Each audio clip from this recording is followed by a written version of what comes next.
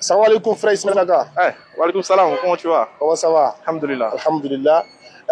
Frère, il y a une question vraiment qui fatigue beaucoup de gens ces temps-ci. Dis-moi. Voilà. C'est à savoir pourquoi les musulmans ils prient seulement qu'en arabe. Et puis Allah, est-ce que Allah il comprend seulement l'arabe? Ah, très belle question. Merci pour cette question. Cette question en dit long un peu sur les mentalités. Pour répondre à la seconde question que vous avez posée, notamment en ce qui concerne est-ce que Allah comprend une seule langue qui est l'arabe, la question c'est non. Parce que dans le Coran même, on va dire le Coran est le seul livre au monde où Dieu dit explicitement que c'est lui qui a créé dans la variété, dans la sourate 30, le verset 22, Dieu dit dans la variété de vos idiomes et de vos couleurs, et de cela un signe pour les gens qui réfléchissent. Et Dieu dit que les langues, les peuples, les nations, les tribus, c'est lui qui les a créés et que ça fait partie de ses miracles. Donc déjà, par ce verset-là, on comprend que Dieu comprend toutes les langues. Allah subhanahu wa ta'ala dit il est le créateur de toutes ces langues-là. Donc, on n'a pas besoin de parler, de comprendre plutôt une seule langue. Donc, secondo, pourquoi est-ce que les musulmans prient uniquement en arabe? Déjà, il faut comprendre que les musulmans ne prient pas uniquement qu'en arabe. Non. Les musulmans font ce qu'on appelle la salat uniquement qu'en arabe. Si un musulman veut avoir un enfant, si un musulman veut avoir un foyer, si un musulman veut voyager, si un musulman a besoin de guérison, il ne va pas le dire uniquement qu'en arabe, il ne va pas le dire en arabe. Il peut le dire dans toutes les langues qu'il souhaite. Mais pourquoi les gens disent que les musulmans prient en arabe? Il y a une grande différence entre la salat, ce que moi je vais nommer ici en griffe, comme étant la grande prière qui se fait 5 fois par jour par les musulmans, et les invocations, les prières personnelles que les musulmans font après cette grande salat-là. Bien. C'est quoi maintenant la grande prière? C'est quoi la salat? Pourquoi les musulmans font la salat uniquement qu'en arabe? Ou bien pourquoi ils font la grande prière qui est la salat uniquement qu'en arabe? Déjà, il faut comprendre que la salat est une prescription divine qu'Allah a donnée au prophète Mohammed alayhi salatu wassalam. Donc, cette salat-là, cette grande prière est suivie des règles. La première règle, c'est qu'il y a un muezzin qui va appeler à une heure bien précise ou à des heures bien précises.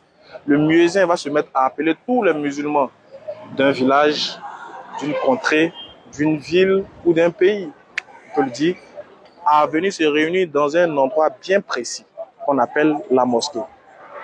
Et ensuite, une fois que tous ces musulmans se réunissent dans la mosquée, la deuxième règle de la prescription de cette grande prière-là, qu'on appelle la salat, ça sera maintenant de s'orienter maintenant vers la Qibla. Ensuite, après l'orientation vers la Qibla, on aura la concentration. Et après la concentration, on aura la récitation des versets du Coran. Là, je m'arrête, j'aimerais attirer votre attention.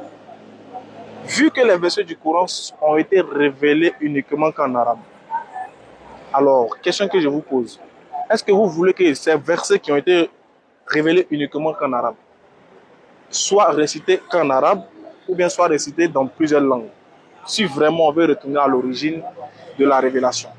Parce que cette injonction, cette prescription divine qui a été donnée au prophète de faire 5 prières par jour, Allah dit que c'est pour se souvenir de lui et pour que nous retournons à Dieu ce qui est à Dieu.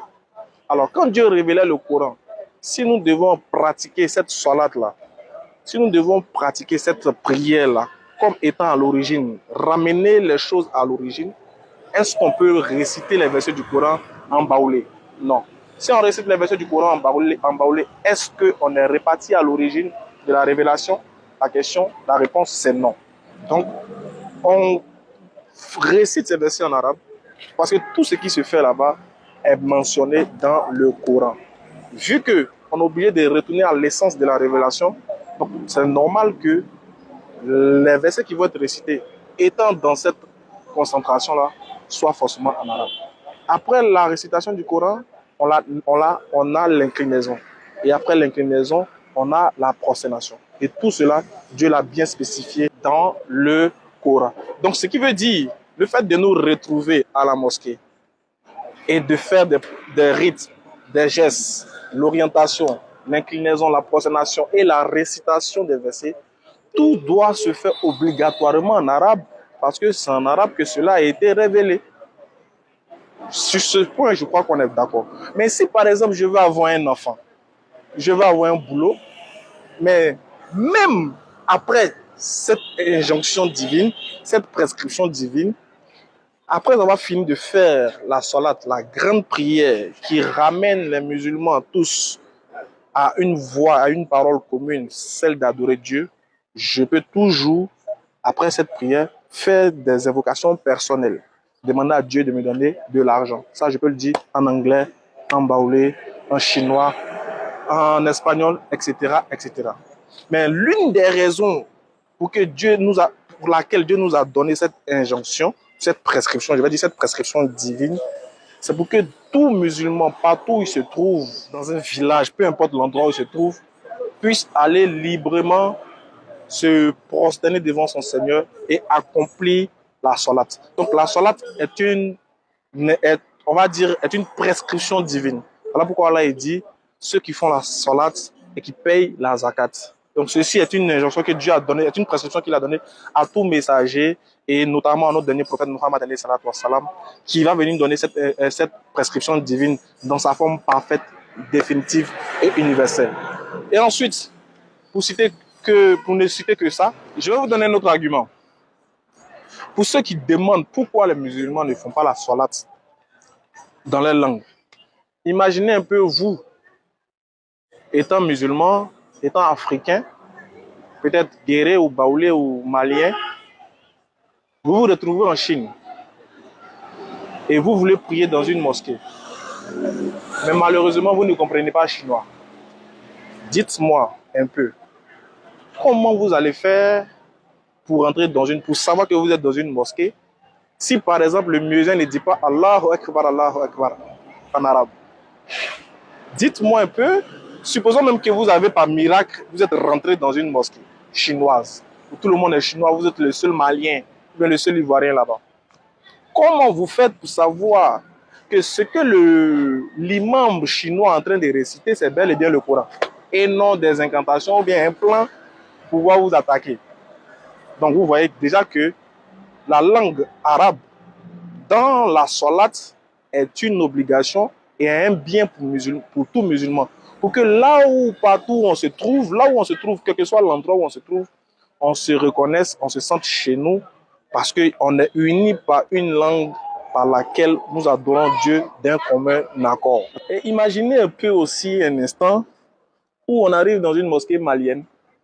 Moi, Ismaël Aka, j'arrive dans une mosquée malienne. Moi, je suis un Akan, je parle l'agni, mais je ne comprends pas Djoula. Mais je ne comprends pas malinké. Et l'imam commence à prier en malinké. Comment moi je fais pour comprendre ce qu'il dit? Alors que dans la salat, il est autorisé aux croyants qui, lorsque l'imam est en train de réciter le Coran et qu'il se trompe, ce croyant qui prie derrière l'imam a la capacité de pouvoir corriger l'imam s'il s'est trompé. Alors comment moi, étant un musulman qui ne comprend pas la langue malienne, ou bien malinké, je puisse corriger un imam qui est en train de réciter le Coran en malinké? Question. Donc c'est-à-dire que si chacun doit prier dans sa langue, au lieu d'être unis, au contraire, ça va nous désunir. Comme Dieu, sachant faire les choses, étant le super, le savant, le connaisseur de toutes choses par essence et par excellence, nous a ordonné, nous a permis, nous a enjoint de prier, de faire la salat en arabe. Parce qu'en arabe, les versets du Coran ont été révélés. En arabe, les prescriptions divines ont été données. Cela ne veut pas dire qu'on est complexe, on est complexé de notre langue, ou qu'on a un problème d'infériorité vis-à-vis de la langue arabe. Non. C'est juste, même si c'était révélé en Bambara, si le prophète était un prophète chinois et que le Coran était révélé en chinois, on n'allait avoir aucun problème à réciter le Coran en chinois. Alors, pour conclure, pour vous dire ceci, la grande prière musulmane, qui se fait 5 fois par jour, se fait en arabe parce que, à l'origine, quand Dieu donnait cette prescription au prophète, il a fait cette révélation en arabe. Et parce que nous sommes soucieux de retourner à l'origine, à l'essence de la révélation, voilà pourquoi nous prions, nous faisons plutôt cette salade-là uniquement en arabe. En dehors de cette grande prière qui se fait 5 fois par jour, où les musulmans viennent adorer Dieu d'un commun accord, toutes les autres prières sont possibles dans toutes les langues. Les invocations personnelles, les vœux se font dans toutes les langues. Alors, j'espère que cette vidéo vous a été bénéfique et profitable. On se dit à la prochaine pour une prochaine vidéo, Inch'Allah. Et j'espère que je vous ai satisfait, Inch'Allah. Allah me donne la bonne compréhension. C'était Ismaël Aka de la DDR. On se prend à bientôt. Fort.